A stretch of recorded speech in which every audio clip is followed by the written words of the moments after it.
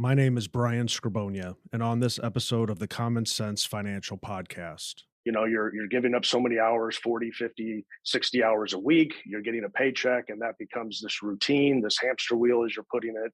And so when people think about retirement, it's because they want to escape that You're right. and get their time back, right? It's not that they don't want to do something, they just don't want to continue to do that.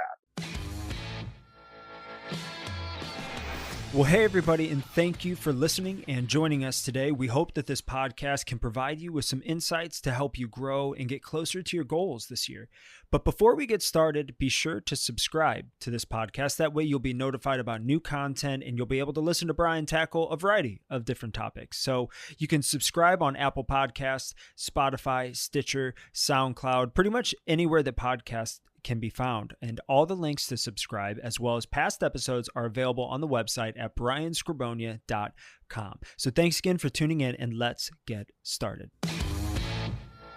Opportunities are still there. The attempt at passing down wealth from generation to generation. Consider the outcome, not just popular opinion. And the whole teaching there is about preparedness and being ready. There's a difference between what's real and what's true. You're listening to the Common Sense Financial Podcast. I'm your host, Brian Skrobonja. Thanks for tuning in, and let's get into today's topic.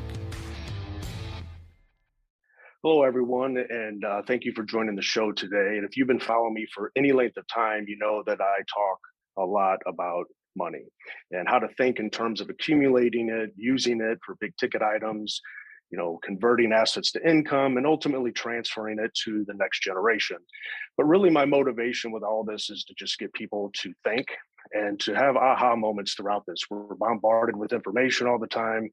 We're not quite sure how to think through things. And so this show is really about trying to bring some clarity around that and how it applies to you. And for any of you that have been listening to me for quite some time, know that I get into all of those different ideas about thinking, but today's going to be a little bit different. I had a moment to talk with my friend Dean Jackson, and him and I were talking a little bit about some lifestyle decisions with business and marketing and things of that nature. And I thought, this would be a great opportunity to bring Dean on and just share a little bit with the audience, how this could apply to retirement and how they can be thinking about, bringing this into their overall strategy, right? So welcome to the show, Dean. I appreciate you joining us today. I'm excited. This is great. I love podcasting, and I love talking about life and business and all of that. Yeah, perfect. As with most things with this show, I kind of pay attention to what I'm talking to clients about in my meetings with them. And so this conversation really was a genesis inside of some conversations I was having with the clients, because a lot of times clients think about retirement. And as I've said before, retirement's not an age. It can be at any point in life, right? It's just this point of time where you're kind of looking for something different, maybe something more. You can define it however a person would want to define that. But where could you do something different to create a lifestyle that is really what you're wanting to get? It's not about checking out of society. Right. People spend a lifetime, accumulating wisdom, accumulating wealth. And so how do they take that and not just sail off into the sunset, but actually create a business and create tremendous value for somebody else, right? Another thing that kind of sparked this conversation that I'm wanting to have here is the idea of longevity. I've been thinking a lot about this. When you think about lifetime, right? If people are living to 100, which is the fastest growing demographic based on some studies that I've seen, if somebody's retiring at 60, that means they probably have been working since they were 20, and that's 40 years. Yeah. You're at the halfway mark, right? And so that's a little bit concerning in some ways, because a lot of the old models that are with how to position assets for retirement really has a time frame of about 30 years. And so, the way of doing things before isn't necessarily how things are going to work into the future. So again, this is just kind of where this conversation started in my mind, and then also Dean, as I was talking with you a little bit about coming on. But before we jump on here and get into the nitty gritty here, if you don't mind, just sharing with the audience a little bit about you, your journey, how you got here, and what you exactly do, and then we can jump into it. What do I do? What exactly do I do? I'm still trying to figure that out. I grew up in Toronto, in Canada, and I'm 56 now. I live in Florida now, and one of the things, as far as this whole life arc of business and money approach here, one of the things that I learned early on is the difference between what our good friend Dan Sullivan would call the results economy versus the time and effort economy. And I've only ever in my life had one job. When I was 14 years old, I worked at the bowling alley. My friend Neil and I got jobs on the same day, right? As soon as we turned 14, we applied, we got jobs at the bowling alley. And we were making $2.50 per hour. And I, did that for 2 weeks. And, I would work all day Saturday, and then I would work 2 evenings during the week. And at the end of the 2 weeks, I got my paycheck, and you realized, wow, like that's very little money. Because then you get introduced to who is all this, FICA, and who's taking all this money out of back here. Wait a minute, I did $2.50 or $2.50 times this many hours. You're thinking you're going to get that whole thing, but that's not how it works.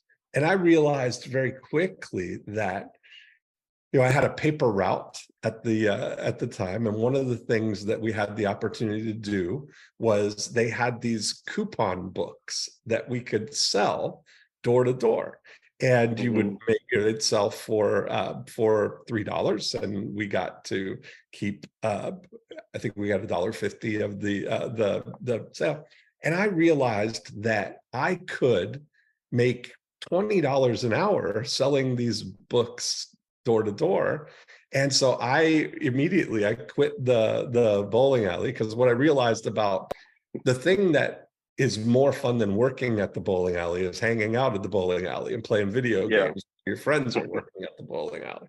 So I would go out and I would do a couple of hours, 10 o'clock till noon kind of thing. And I'd, make $40 or $50. And then I'd come and hang out at the bowling alley for the rest of the day. And so I never, ever looked back from that.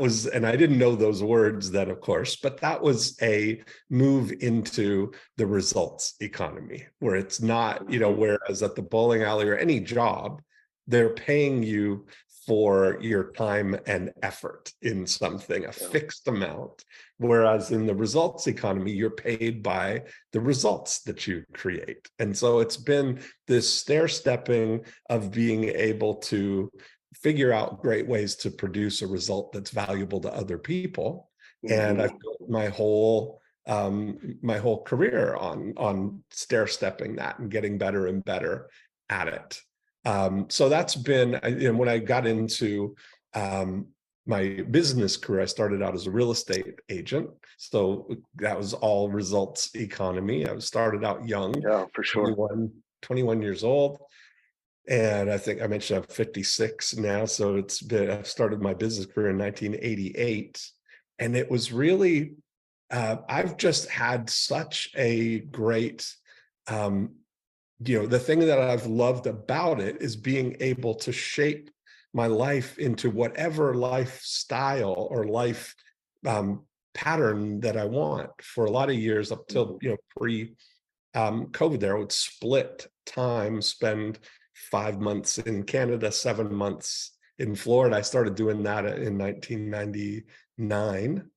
And so being able to kind of, I would call it pre-tire, design what would be my ideal lifestyle.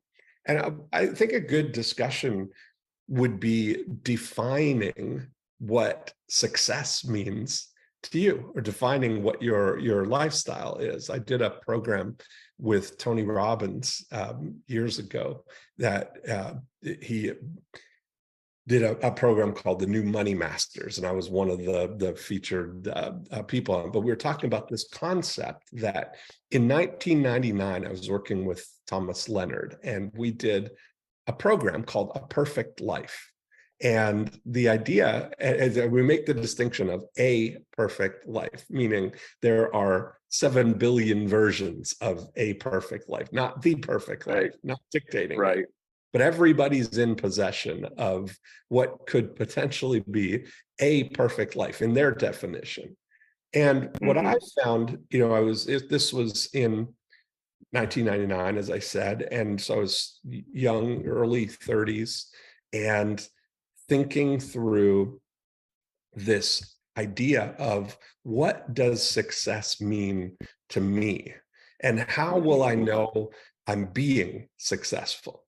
And that's a key distinction. So often we look at things where we're aspirationally thinking about some point in the future where we'll reach this magical destination, right? And I think that people, if you go through a life where you're working at a job with an eye on retire, I mean, the whole society is set up that way. Put in your time, do your job, and then have your golden years after that. Then you can have your life, right? And that model now, everybody's got the opportunity to kind of define what it is that you want for your life. And so the exercise that we did was to create a list of ways to finish the statement, I know I'm being successful when. And what being successful does is it brings it into the present moment. It's not, I know I will be successful when I save $1 million and I can retire, or when I get to, that's all aspirational thinking. But how will you be experiencing that? And so we described that as like pushing the accelerator pedal, going forward in time, and just taking a look around and recognize, how will I recognize when I get there? So for me, I'll share my top 3 that I did, and it's been kind of the guidepost for everything that I've done. And so I started out saying, I know I'm being successful when I can wake up every day and say, what would I like to do today? So for me, that shows one of my highest values is time freedom, right? That I want to be in total control of my time. And so what that means is that I would not do well being a dentist, let's say, or being something where I have to get up and then I have to go to the office and drill teeth all day long. I don't ever get to say, what would I like to do today? It's defined, right? If people have a job, you know what you've got to do for the day. And it's very rare that you get the opportunity to say, what would I like to do today? So that was a high thing. Then my second one was that I know I'm being successful when my passive revenue exceeds my lifestyle needs. So I made the decision early on in 1999 to set up situations where I started understanding the value of recurring revenue, or to having assets that are yielding money, and leading with revenue and lagging with lifestyle. So I always wanted to stay in that band where I've already got more than what I need to live my life. Because if you start with that baseline of I want to have all my time free, then I'm not getting into a situation where if I go out and buy all this stuff and get in debt, that now I need to make high income in order to continue to keep that hamster wheel going. That's a different thing.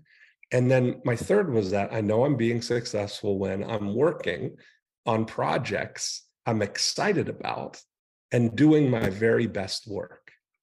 And so all 3 of those statements that was 1999, 23 years ago, 24 years ago, and it's still equally motivating and exciting.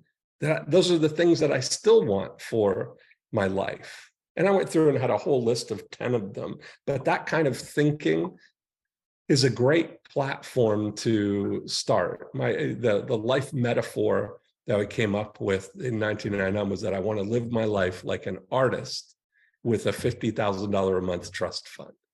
That would be the greatest life to me, right? Do what you want, chase your whims, create your art, and you don't have to make it commercially viable or do you have that pressure of it, And that's awesome, Dean. I one of the things that I'm grabbing, I mean, there's a whole bunch there. That could be a bunch of podcasts in and of themselves just to help people, but there's a lot of genius there. And you articulated it so well, because whenever I'm visiting with people, business owners and or individuals working 9-to-5 jobs, 9-to-5 job, you're trading time for money. Mm-hmm. You're giving up so many hours, 40, 50, 60 hours a week, you're getting a paycheck, and that becomes this routine, this hamster wheel as you're putting it. And so when people think about retirement, it's because they want to escape that, right, and get their time back, right? It's not that they don't want to do something, they just don't want to continue to do that, right? There's so many things that they would want to do. And so when I'm speaking with people and we're talking, a lot of times it's about that retirement date. It's about being able to retire on Friday and not having to wake up and go to work on Monday. Mm-hmm. And so that's almost as far as they get. And they're thinking, they're so desperately want their time back. Mm-hmm. They're not thinking through, what that means in retirement. So, hitting on some of that. And then as far as a business owner, a lot of times as business owners, people will just create their own job, right? So they create a job, but then they become, I guess, what you could call a slave to that job. Right. And so they have to be there and work and still they're trading their time for money. Mm-hmm. And mm-hmm. so the idea of this lifestyle transition, and that can happen at any time, not just waiting till retirement. So one of the things that I've been talking a lot with people about over the past couple of years really is about practicing retirement, starting to really prepare for retirement. So retirement from what they're doing, a transition is really the better term for it. Transitioning from what they're doing to what they want to be doing. And sometimes there's a ramp up period, right? I mean, you don't just one day flip a switch and all of a sudden, businesses lights are turned on, and figuratively speaking, and then you have all this revenue coming in.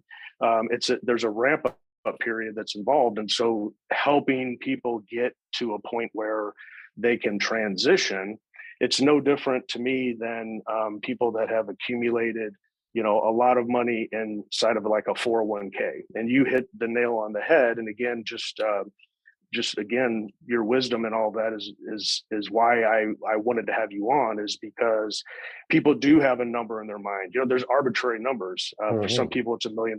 Some people, it's 5 million, it's 10 million. And the number really is just a target. It really doesn't have a definition. It doesn't have a true meaning other than this is a target I'm going for. When I hit that, I will have arrived. But once you hit that, you really haven't arrived anywhere, because that didn't have any meaning behind it, right? Yeah.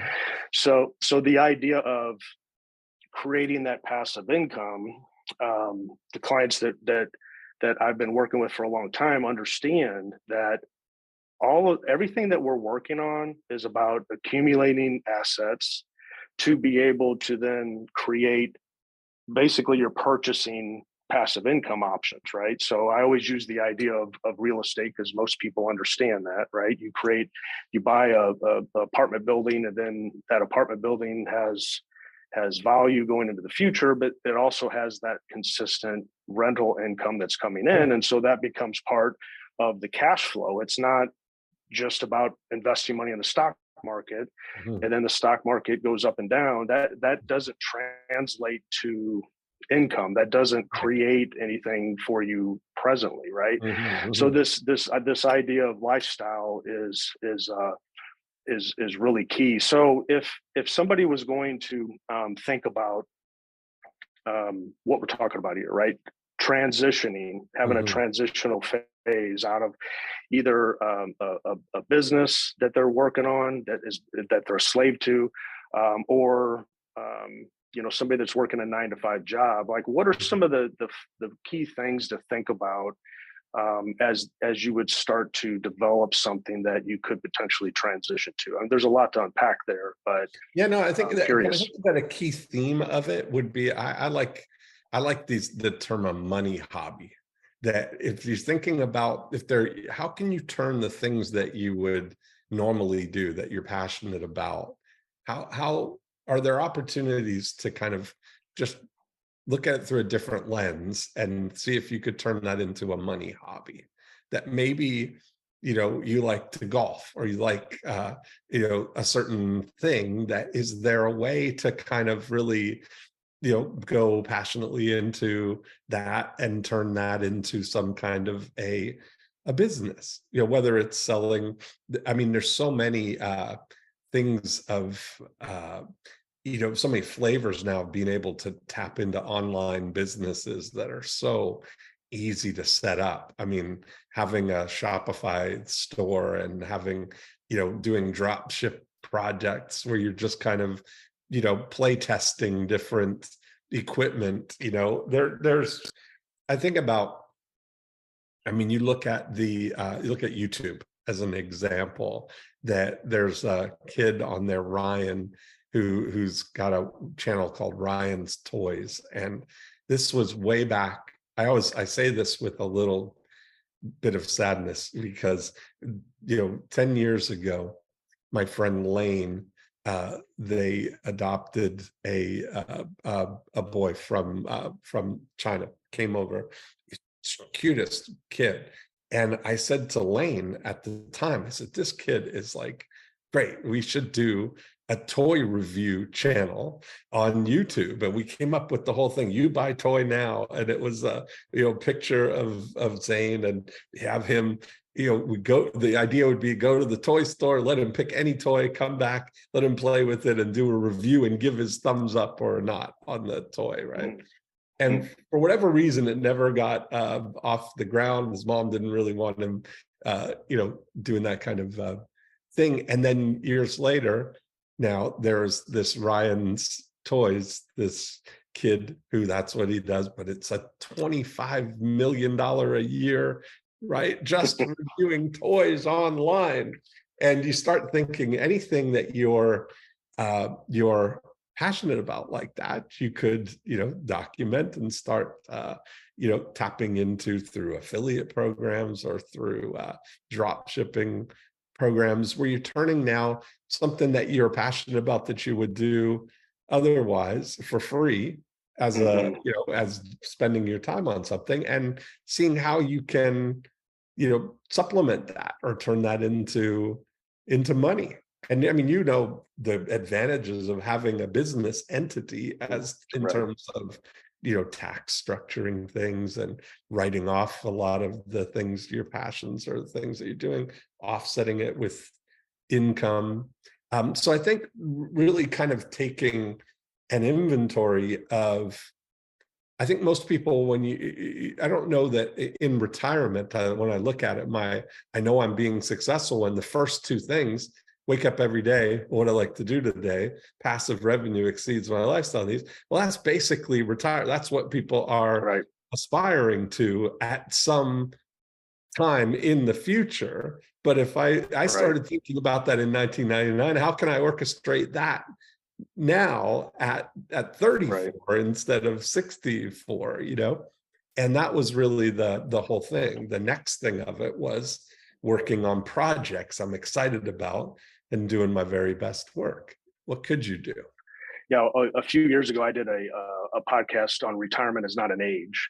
And the whole idea of that is just, hey, look, you can retire at 35 or for you 21 just as easily as at 60 or 65 if you have the right mindset and the right path to run down to create that passive income. Speaking of business owners, we share in the strategic coach program with Dan Sullivan, and one of the big ideas that he talks about, of course there's a lot of them, right, but one of the big ideas is that to have a self-managing company, right? And so, and it kind of piggybacks on what you're talking about here, is having a business that maybe you have been a slave to, but figuring out how to move that business or rearrange that business to where you're not so, the business isn't so dependent on you showing up Monday through Friday. And having those people in place to run that business to where you're more just overseeing it as you are necessarily having to be in the day-to-day. Maybe speak on that a little bit with the whole idea of the who, not how. Yeah, so Dan Sullivan's an amazing model of this. I mean, he's 78 years old. He'll be 79 in a couple of weeks here. But going strong, you know, he's been writing a book every quarter for the last 34 quarters. You know, he's got we're both part of his of Strategic Coach, of the coaching program. He's got thousands of entrepreneurs all over the world that are part of this community. And he's got, you know, he's now 3 years into a 25-year plan that is, you know, he just keeps rolling into these things. But one of the first exercises that they do at Strategic Coach when you come in is something called the lifetime extender. And this concept of, he's learned that if you ask somebody, how old do you think you're going to be when you die? How old do you plan on living to? And everybody has a number. Everybody in their mind, they have this sense of, well, my grandparents lived to live. They probably ballpark where they think that they're going to live. And so he goes through the thing of, well, if you got to that, let's say the year before that, how would you want to be at that age, you know, in terms of your mental sharpness? And, oh, yeah, I want to be mentally sharp. And how about your physical body? I want to be vital and vibrant. And so what about relationships? How do you feel about, I want to have a lot of loving relationships and friends and activities and things that I love and all those things. And if you had all of that at that age, how much longer do you think you could live? And, you know, people always, you know, they add 20 years on top of that or 10 years or whatever it is. And it's an interesting thing that he jokes how in the first hour of the program, we just gave you 20 more years in your life. What's that worth? You know, how would that change? And I think, you know, Dan's whole idea is he wants to live to 156 to live through an entire century, you know, so that, but what it really changes more than the reality or expectation that you're going to live to 156 is it mentally changes the trajectory that you're on in your life. If you're constantly moving forward and up and improving and heading in a directory where your future is bigger than your past, it changes the whole model that our society is built on, where we kind of go through this arc where you get up here to retirement and then you're on the decline, where your past is bigger than your future. And there's this whole thing of the scarcity mindset of thinking you've got to make your pile big enough so that you're not going to run out of money, right? But the whole thing is keeping, if you're vibrant and you're keeping idea on making your future bigger than your past, that's more engaging and more of a exciting platform for your life. And I like what you said about your retirement could be at any age, you know, that's really what it comes down to. It's a mindset, right? Bob Buford, and I've mentioned him on, I don't know him personally, but I've mentioned his book Halftime many times in other podcasts, where he talks about how the first part of his life was kind of working for money, working for, you know, the typical American dream, right? But then once he reached some milestones, he was thinking more about purpose.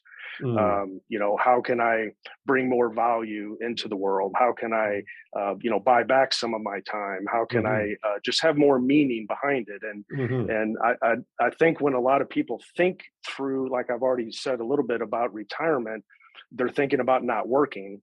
But one of the realities, and I've been doing this now for over 30 years, one of the realities for people when they retire is that once that, you know, 3-month mark kind of hits, like up until that point, I was thinking like they're 18 months, but you're saying 3 months in, I think it's more like 3 months.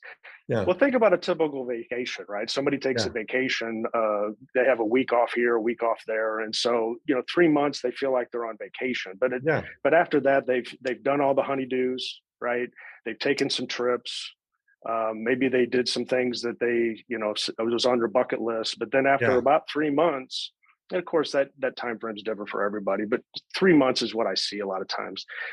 They feel like that they've lost purpose. And that to me is not the quality of retirement, right? You can have all the money in the world, but if there's a loss of purpose there, that can be an aging issue, right? You kind of deteriorate into retirement of if somebody's retiring later on in life. So this idea of the lifetime extender, one of the things that was a real takeaway for me when I did that years ago was that, and he says this isn't me speaking, but talking about how your brain automatically starts thinking about, like, if you tell your brain you're going to be dead in 10 years, your brain kind of starts setting that up. Down. Right. But if you're thinking, 40 years or 50 years, that's a whole different, that's like you're 20 again. Right. Or, starting life and looking forward to the future and having all these milestones and whatnot. So, a lot of what, and I know you talk about this, but a lot of what I talk about on this podcast is mindset, right? It's everything's about mindset, how we filter information that we're receiving, how we think about our future, how we think about our retirement. But one of the things that, I'll hear people say is that, okay, well, I'm going to get into retirement. I do want to be, acquiring some of my time back. How is it, maybe they have been in a business, or maybe they know people in business and they've been that, slave to the business, right? So what's the real difference there besides the tax privileges? Well, it's about, again, having that model of, the idea of that self-managing company, right? Having that company set up to where it can run, pretty much on its own.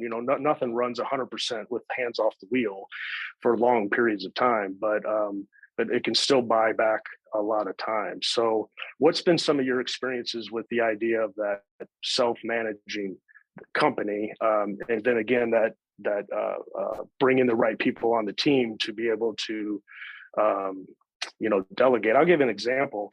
Okay. For me, is that on the marketing side for my business, it's always about making sure people understand why we're different. We're not just the typical financial firm that's saying, hey, we have this great methodology for investing in ETFs and we're going to fly you to the moon. It's not how we position ourselves. And so part of that messaging is figuring out how to frame it and how to get it out in the world. And so this whole idea of, okay, I know I need to get that done, but instead of me trying to figure all the details out, is coming to somebody like you to be the person that specializes in this, to help me with making that happen. So I get to get some of the privileges of having that system going, but I'm not having to do all the heavy lifting. So again, to me, that's part of my path of self-managing is, how do I find people around me to pass the baton to get things done? So I am freeing up more of my time to spend with my family, to really concentrate on bringing value to my audience like this, or my consulting clients where I'm visiting with them one-on-one, to be able to focus on those types of things as opposed to all the other tedious things that I don't necessarily want to be doing, but has to be done. So what's been some of your experiences with that? Yeah, this whole idea of, you mentioned who, not how, as a great way, a framework of thinking about this. And that's something that, I started observing when I was avoiding something, or when I was procrastinating something. I would usually find that it was because I didn't actually know how to do something, or you run into a situation. So anytime you want to get something or get some outcome, the first thought that people usually have is, well, how do I do that? And so you're at this crossroad, And what I discovered was that, you can go down the path of learning how to do something, which is going to take all these units of time to figure out. And then even when you learn how to do it, now you still have to do it slowly and poorly, probably because it's your first time doing it before you ever get to done.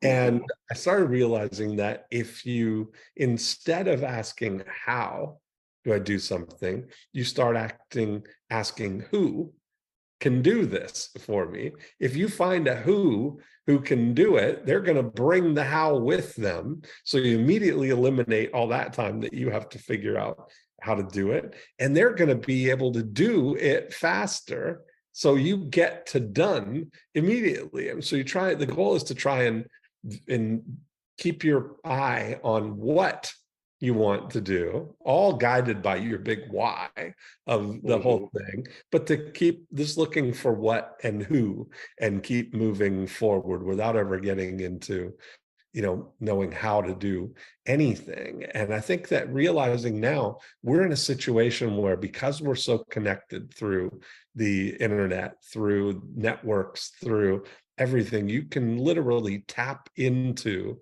any capability that you can imagine. If it's been, if the answer is known how to do it, there's a who that can do it for you. And so there's two sides of that. You can either be an architect of something and find who can do stuff. So the game becomes, how can I just take my ideas and turn them into a business that generates money without me having to actually do anything? That's one part of the game. Or how can I plug myself in as a who to somebody else's puzzle to only do the part of the whoing that I really love?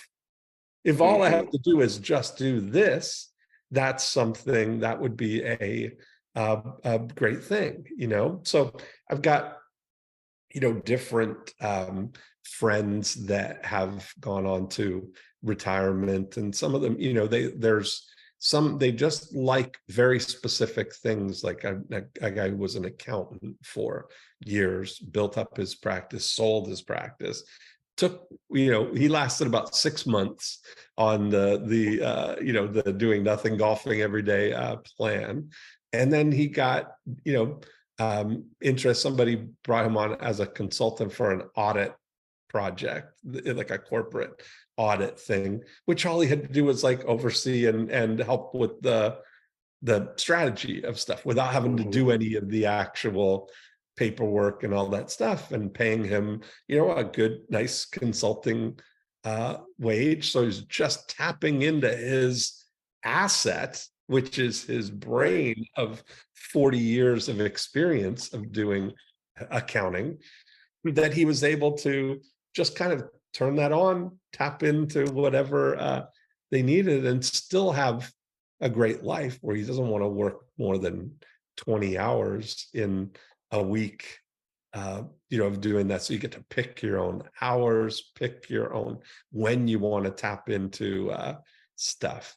So there's that, as a level that's just so incredible. And if you've got capital, if you've got money, then it becomes even another situation where now you mentioned real estate, or looking at things where you can buy assets that are going to yield that, whether it's buying even a car wash or a laundromat or something that's a really low tech, essential kind of business that you can have other people run, and then maybe add value by doing marketing or improvement for it, or just being the cheerleader for it, or the value adder. Right.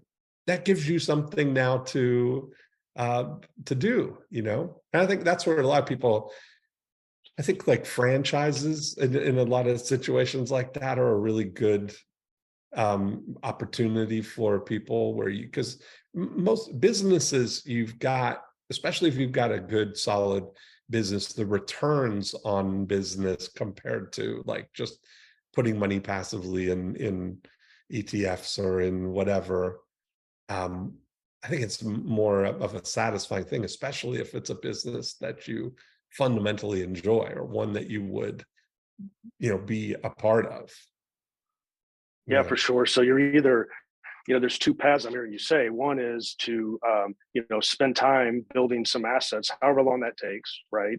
And that could be done in a lot of different ways, but building assets and then buying businesses of some sort that then creates that revenue stream.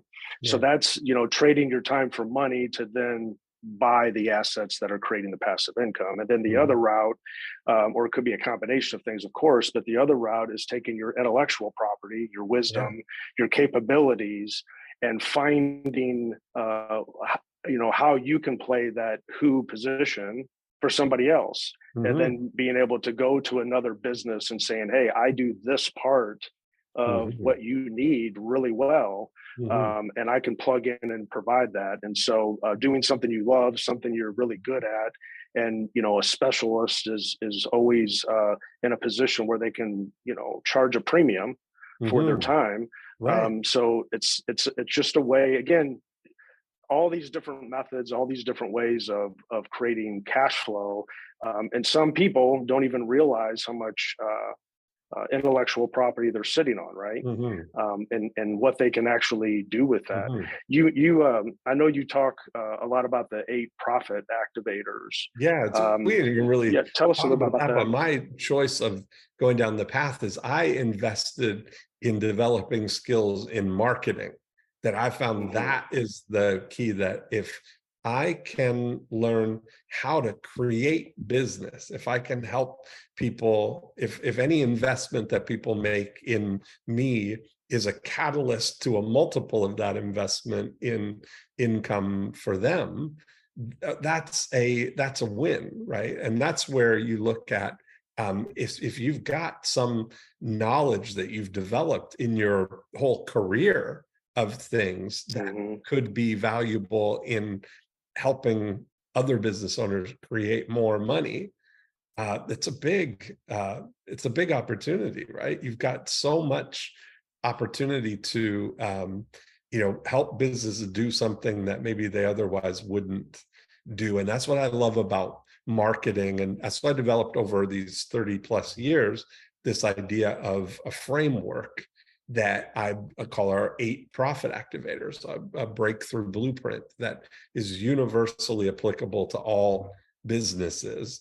And I can overlay it on any business and look for the opportunities to activate profits in any of these 8 areas. And so being a practitioner of something like that, where you can come into a business and identify something that they're not doing that could be a boost for them.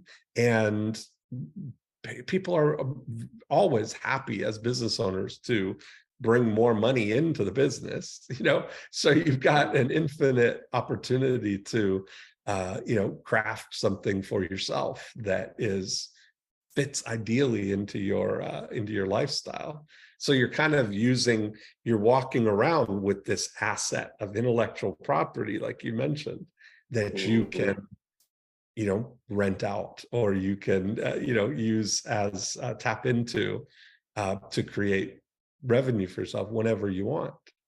It's kind of a cool opportunity, I think all of this is very cool in the sense that there's just so much value with what we're talking about here. And for some people listening right now, it could be like drinking from a fire hose, and others, it may be some aha moments. And that's really what I'm hopeful of, is that there's some aha moments to just help you think through this a little deeper and find a path.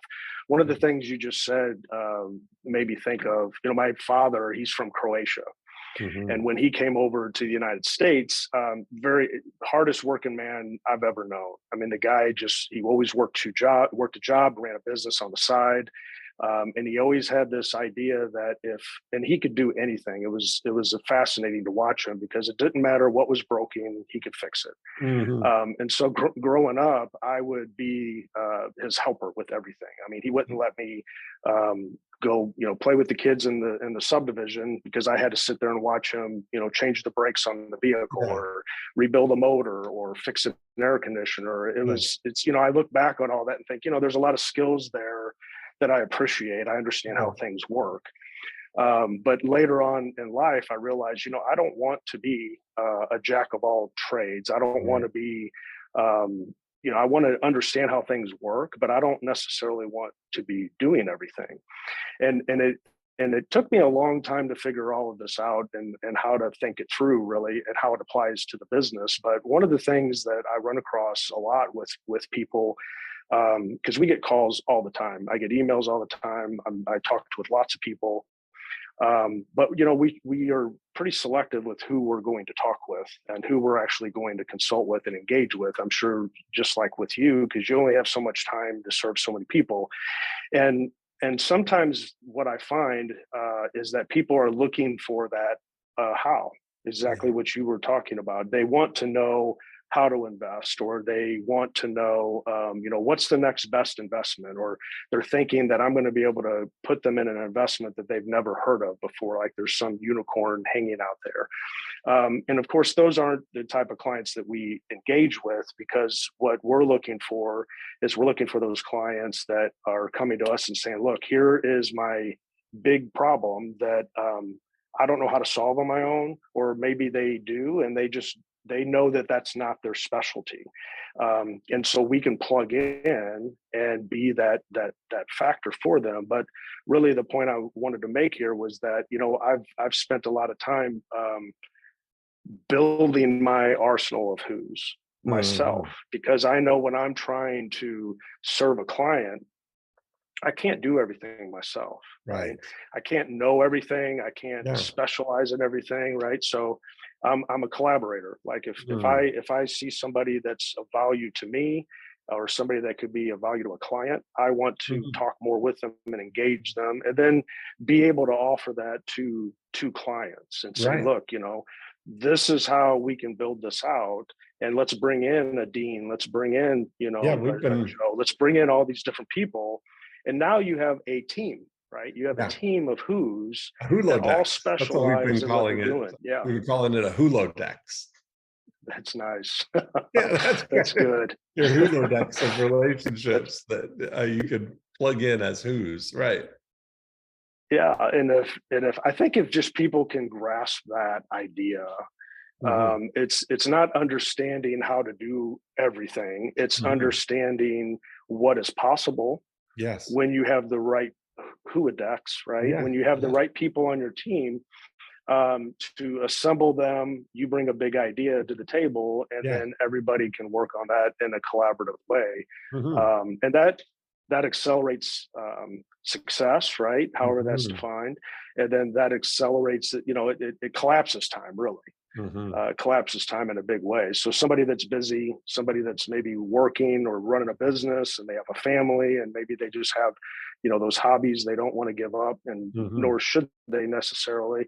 But how do you take yourself to a different level when you're already time starved?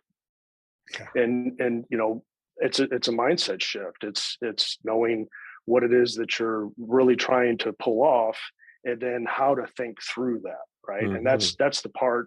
And we've heard Dan say this many times, is that people don't spend a lot of time thinking about their thinking, because especially with, phones or research, and we're Googling stuff. And now with Chat GPT, we're everything's instant and we're bombarded with information. How do you sort through it all? So anyway, I think this is probably a great stopping point here, Dean. There's so much here that we could talk about. Yeah. But any other, I would love just you to download any thoughts that you have on your mind before we wrap up.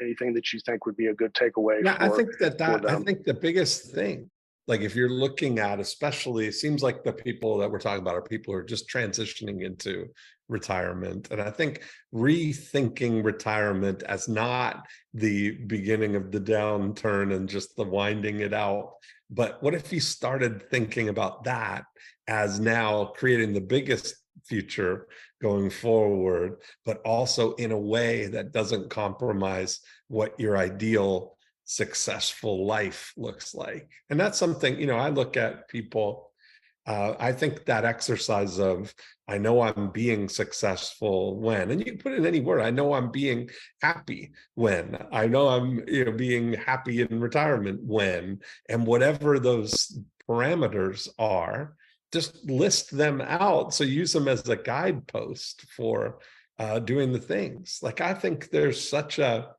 if I put my number one thing as time value, that's the thing that I hold the most sacred, that I don't want to spend any time doing anything that I don't want to do. So having that, the ticket to that is passive revenue, that I don't have to do anything that I don't want to be doing, right? That's all part of it. But what I do want to do is I want to work on projects, meaning at the beginning, a middle, and an end, that I'm excited about, and doing my very best work. Those are infinitely scalable. That was true in 1999, but my capabilities now, the work that I do, is better now than it was in 1999. The opportunities that I have are better and bigger and more because of the track record of continually moving forward and building on all of those things. So I think you can't, I look at retirement more as like lifestyle design, of really getting, because that's the core of it all, right? Is what's the life that's really going to make you happy? What's the life that you really want? And then how can you, within that, now also make it into a game? How much can I create from this? What if you knew that you could dwarf what you've accomplished in your first career or your first half of life getting there, and it's effortless and it feels like you're getting away with it? I feel like I've been getting away with this since 1999. It's funny, but it's true. Yeah. I mean, that's a great place to be in, and it really defines what you're meaning by lifestyle. These may be new terms for some people when they're hearing that, but really it's about freedom, right? It's about that financial freedom. And what is financial freedom? It's time freedom. Yeah. For you to be able to spend your time doing what you want to do. And retirement, to me, always had, retirement's a fairly new phenomenon, right? It's not something that's been around forever. Usually, people would work and then they would die. Yeah. And so this whole idea of retirement is almost like cattle being put in the back field to just die. Exactly. and that's not what anybody wants. Exactly. And so that's not what anybody wants. It's a term that's used a lot, but it's really about finding a different purpose. Maybe you're tired of what you're doing, transition to something that you enjoy. And that's where it can be at any age, right? I love that. So Dean, if somebody wants to hear more about what you have going on, where would you direct them to go? I know you have a podcast, you have a lot of things going on. Yeah, sure. I've got a lot of stuff, but just probably the easiest place is deanjackson.com. That's just a list of all of the things that I've got going on. There's a lot of variety, but my main passion is marketing and business, and so we do different podcasts and all kinds of courses and things on marketing and growing your business. Dean, I appreciate you coming on and sharing with the audience your wisdom. Be able to do it. It's great. Yeah, I've really enjoyed awesome. Getting to know you. So this is a good keep the conversation going. Sure. Well, I appreciate it. All right. Well, that concludes today's show. I'm Brian Skrobonja, and thanks for listening to the Common Sense Financial Podcast.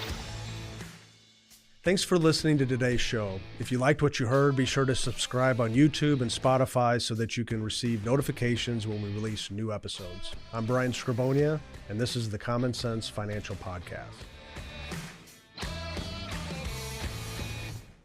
Well, thank you for listening to the Forbes Top 10 rated Common Sense Financial Podcast. Before you go, I want to encourage you to jump over to brianskrbonja.com to access the full archive of blogs and podcasts. And if you want to be the first in line to get new content, you can sign up for free on the Brian Skrobonja website as well. If you're not following Brian on all the social channels, we'd love to have you join in on the conversation. Instagram, Facebook, LinkedIn, Twitter, he's there. Lastly, if you've enjoyed listening to today's podcast, or if you have found value in any of our content, help spread the word by sharing our videos, podcasts, and posts wherever you get them. We greatly appreciate it and are glad that you took the time to join us today. Securities offered only by duly registered individuals through Madison Avenue Securities, LLC, member FINRA and SIPC.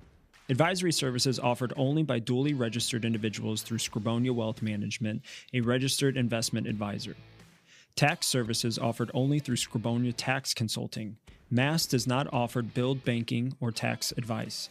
Skrobonja Financial Group, LLC, Skrobonja Wealth Management, LLC, Skrobonja Insurance Services, LLC, Skrobonja Tax Consulting, and Billed Banking are not affiliated with MAS.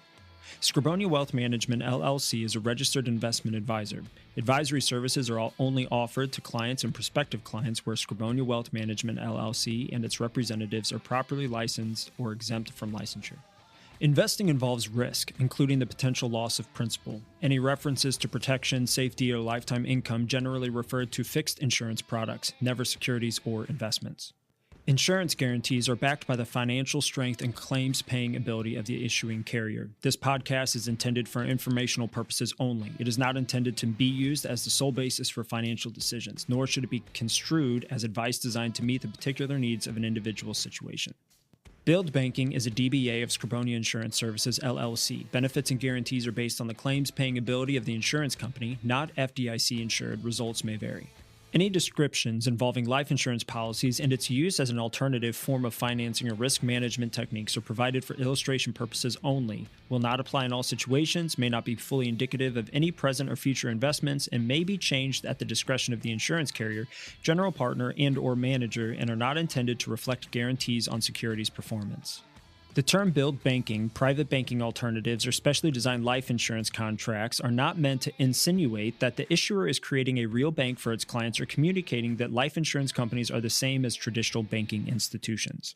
This material is educational in nature and should not be deemed as a solicitation of any specific product or service. Billed banking is offered by Skrobonja Insurance Services, LLC only and is not offered by Madison Avenue Securities, LLC. Our firm is not permitted to offer, and no statement made during this show shall constitute tax or legal advice. Our firm is not affiliated with or endorsed by the U.S. government or any governmental agency. The information and opinions contained herein, provided by the third parties, have been obtained from sources believed to be reliable, but accuracy and completeness cannot be guaranteed by our firm.